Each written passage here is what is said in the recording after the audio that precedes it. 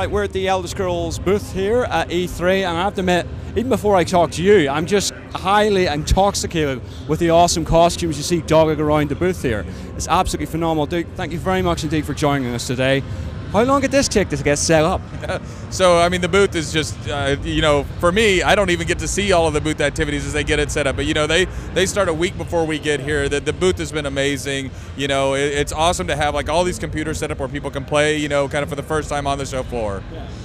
Must be the heat must be phenomenal, though. I'm sorry, the heat, yes. The heat, yeah, so it's actually pretty good right here. I mean, right now it's not so bad. On the show floor, it's pretty hot. Well, how's E3 been for you then? I mean, we're coming down to the end of the show. What's your experiences so far? It's been amazing. You know, the response has been really good. You know, people playing on the floor. We've seen people, you know, one of the great things about Elder Scrolls Online, when you say it, people are like, yeah, Elder Scrolls Online, okay, I get it. But when you watch people sit here and they play the game and they're playing together, one of the things you really see is you see they'll be sitting next to somebody and maybe they're in the same area and they're like, hey, you want to team up? Yeah, and then all of a sudden, like, kind of they're like, holy crap, like I am actually playing the Elder Scrolls with you know, somebody beside me here. They'll go in, they'll do something together, and you know, I think that's kind of like watching the magic happen, so to speak, has been really nice. Okay, well, with other games in and around the show floor, I mean, well, I'm not going to say it's easy because it takes a lot of work, but you can easily slice a 15-minute demo together for first-person shooter. It's like that. Elder Scrolls Online is just massive. I mean, how do you guys decide, right, we'll be here for the next 6 months designing a demo. How do you decide what you want to show players and the finite amount of time you have and they have? Right, so the first thing we did when we were kind of, you know, strategizing on how we do this, you know, because some people only have 20 minutes. So what we did is we said, well, we're going to start people at level 6, which roughly gives them an idea of some of the abilities they can use, and then they start in the Daggerfall Covenant areas, right? So the nice thing about this is we give them no quests. You know, so it's hands off, and then we kind of give them some rough instruction, and then it's like, okay, now go play. And, you know, they're like, oh, okay, and then so they can just explore. So, you know, it shows that the world's not linear, it shows it's exploration based, and that's a really fun part of, you know, kind of how we decided to do the demo. What sort of people are you getting through? I mean, given that meshing of the Elder Scrolls franchise with an MMO setting, I mean, are you getting people coming in that perhaps mightn't make MMO, you know, their first priority? Well, it's interesting. So the people we're actually getting a lot of is we get a lot of Skyrim players who are, you know, and honestly enough, they're console Skyrim players, so they're kind of nervous about sitting down and, you know, playing on a keyboard and mouse, is what we have set up here. And then you watch them get into it, and they're like, oh, this is great. And then we'll have, you know, some of the MMO crowd come in, and they're like, oh, wow, this is how you did it, you know, and they start to understand, like, you know, what this project is and what we concentrated on to really make it, you know, the next chapter in the Elder Scrolls series. I gotta say, there might have been a degree of skepticism towards the game, but it's sort of gradually melting away when people sit down and actually get playing. You know, I think that the skepticism is understandable. When you take something somebody loves, you know, you've got to be really careful. And what they want from us, what they expect, is that we are going to be that careful, right? So you're paying attention to the lore. You're making sure that people can equip any weapon and any armor, regardless of a class choice. You're making sure that the experience is, you know, broad and they can do what they want to do. They want to take things. So I think the healthy dose of skepticism is good for us, honestly, because I think it keeps us on our toes. And, you know, we're as passionate about the franchise as anybody else. And, you know, we've tried to stay very much true to what makes the Elder Scrolls special. Because that's the thing. I mean, it is an Elder Scrolls game as much as an MMO. I mean, how have you guys decided what, apart from obviously multiplayer and everything, what you've decided to incorporate from the MMO space into Elder Scrolls Online? One of the things we looked at when you're just starting out as a team is, what do we like about you know, Skyrim and all the Elder Scrolls games before it? What do we like about MMOs, or what do we maybe not like about, you know, MMOs?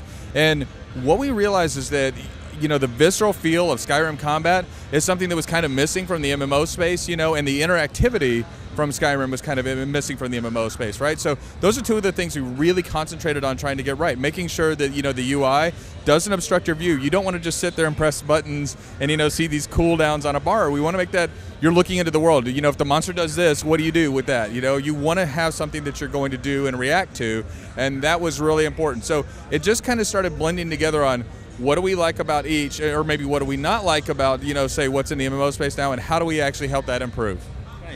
All I'm saying about what you see in the world, first-person view. Obviously, enough, that was a big point, according to fans. I mean, did that surprise you guys about how much you were hearing about people wanting that in the game?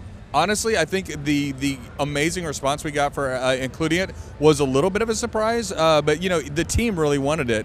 It was just a matter of when you're in the MMO space and you have, like, say, monsters that spawn behind you, when you have PvP and you've got these huge PvP battles. I mean, situational awareness is key. So we wanted to make sure that the third-person view was amazing.